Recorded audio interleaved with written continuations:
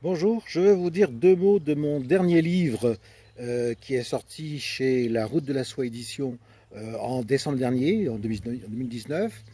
Deux mots pour vous présenter Anna Djorkaeff. Dans ce livre, on ne connaît pas les noms des personnages, seulement les prénoms. Seulement le nom de la principale héroïne, Anna Djorkaeff. Pourquoi ce titre? Eh bien, j'ai pensé à un moment pour un autre titre qui aurait ressemblé à Destin croisé d'une femme et d'un navire. Cependant, mon intention première, a toujours été de partager ma rencontre avec celle qui est devenue l'héroïne de mon premier roman.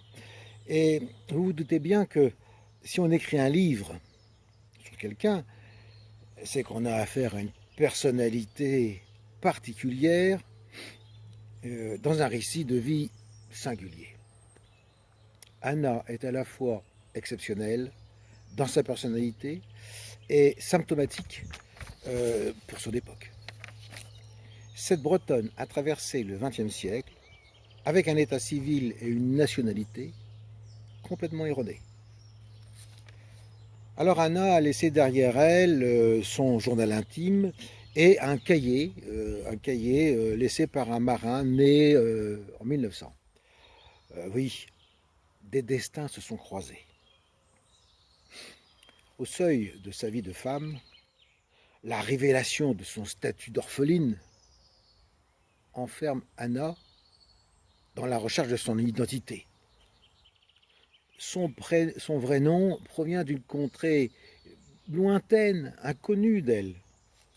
Et cette quête l'amènera à une succession de découvertes plus inattendues les unes que les autres.